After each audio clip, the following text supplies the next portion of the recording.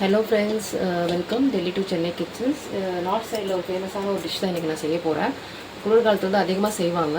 So வெந்தயக்கீரையும் உருளைக்கிழங்கையும் வச்சு ஒரு side dish செய்ய போகிறேன் சப்பாத்திக்காக.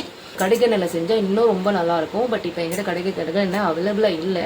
ஸோ ரிஃபைண்ட் ஆயிலே நான் செய்ய போகிறேன். ஆனால் ரிஃபைண்ட் ஆயிலையும் செய்யலாம். ஆனால் கடுகெண்ணெயில் செய்யும்போது அது நல்ல ஃப்ளேவர் கொடுக்கும். ஸோ அதனால் இன்றைக்கி ரிஃபைண்ட் ஆயில் எப்படி செய்யுதுன்னு சொல்கிறேன். வாங்க வீடியோக்குள்ளே போகலாம். வாங்க செய்ய ஆரம்பிக்கலாம். கடாயில் வச்சுட்டு நான் எண்ணெய் ஊற்றிக்கலாம். எண்ணெய் உங்களுக்கு எவ்வளோ வேணுமோ நீங்கள் ஊற்றிக்கோங்க. ஸோ பொடியாக நறுக்கின பூண்டை இன்றைக்கி நான் சேர்க்க போகிறேன். எண்ணெய் காஞ்சிச்சு. லைட்டாக கோல்டன் ப்ரௌன், ரொம்பவே கறிகிடக்கூடாது. லைட்டாக கோல்டன் ப்ரௌன் ஆகட்டும். இது ரெஸ்டாரண்ட்டில் பூண்டோட ஃப்ளேவர் சூப்பராக இருக்கும். இதில் பூண்டு ஃப்ளேவர் அவ்வளோ டேஸ்ட் கொடுக்கும். அண்டு கொஞ்சம் சீரகம் சேர்த்துக்கலாம். சீரகம் வந்து ரொம்ப சேர்க்க வேண்டாம். கொஞ்சமாக சேர்த்துக்கலாம் சீரகம்.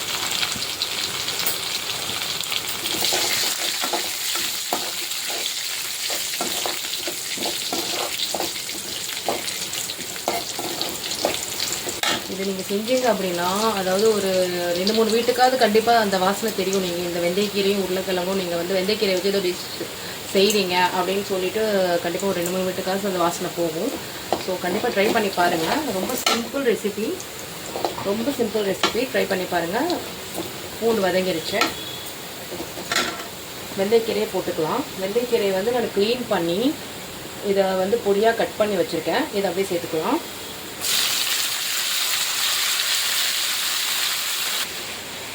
இந்த ஸ்டேஜில் நீங்கள் லைட்டாக உப்பு சேர்த்துக்கோங்க. ஏன்னா இது இன்னும் வணங்கும். இது வணங்கினா கொஞ்சோண்டு தான் ஆகும்.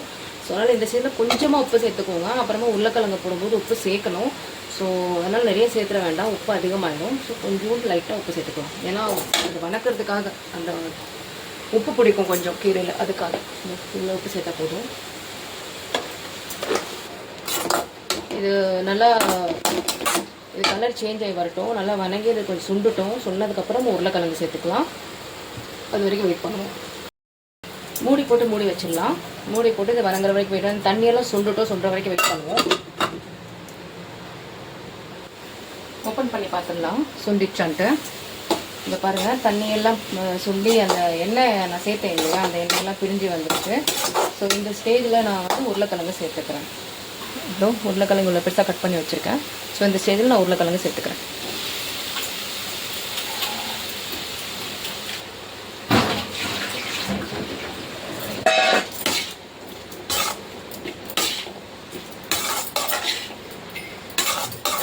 நார்த் சைடில் சில பேர் வந்து இதில் மஞ்சத்தூள் சேர்க்க மாட்டாங்க, அப்படியே தான் செய்வாங்க. வெறும் கொஞ்சம் காரத்துக்காக மிளகாத்தூள் சேர்க்குறவங்க சேர்ப்பாங்க, இல்லைன்னா மிளகாத்தூள் கூட சேர்க்க மாட்டாங்க. வெறும் உப்புலேயே சேர்ப்பாங்க. அவ்வளோ டேஸ்ட்டாக இருக்கும். இப்போது இதில் மஞ்சத்தூள் சேர்த்துக்கலாம்.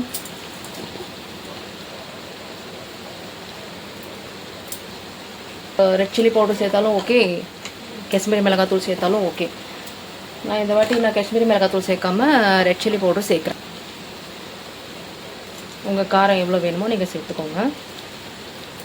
ஏன்னா காஷ்மீரி மிளகாத்தூள் சேர்த்தா ரொம்ப ஓவராக ரெட் கலரில் ஆகிடும். ஸோ அதனால் நான் காஷ்மீரி மிளகாத்தூள் சேர்க்கலை. கிளறிக்கலாம். மிக்ஸ் பண்ணியாச்சு. ஏற்கனவே நம்ம உப்பு சேர்த்தோம்.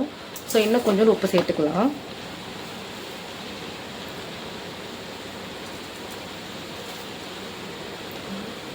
ஏன்னா நான் சப்பாத்திக்கு செய்கிறதுனால கோதுமை மாவில் உப்பு சேர்க்கலை. ஏன்னா உப்பு சேர்க்காம ஏன் செஞ்சேன்னா, என் வீட்டில் ஒரு குட்டி காப்பி அது சப்பாத்தி வேணும் சண்டை போடும். ஸோ அவனுக்காக நான் உப்பு சேர்க்காம அந்த மாவு பிசைஞ்சு வச்சுருக்கேன். இல்லைனா நான் உப்பு சேர்த்துப்பேன். அது உப்பு சேர்க்காதனால காயில் கொஞ்சம் உப்பு எக்ஸ்ட்ராவாக சேர்த்துருக்கேன். ஏன்னா அதுக்கும் இதுக்கும் கொஞ்சம் பேலன்ஸ் ஆகிடும். ஸோ அதுக்காக அந்த சப்பாத்தி சாப்பிட உட்காந்தோன்னா அவன் அப்படியே சண்டை பிடிப்பான் வந்து, எனக்கு ஏன் சப்பாத்தி கொடுக்கல அப்படின்னு சொல்லிட்டு. ஸோ அதனால் அவனுக்காகவே நான் உப்பு போடாமல் நான் பிசைஞ்சு வச்சுருக்கேன்.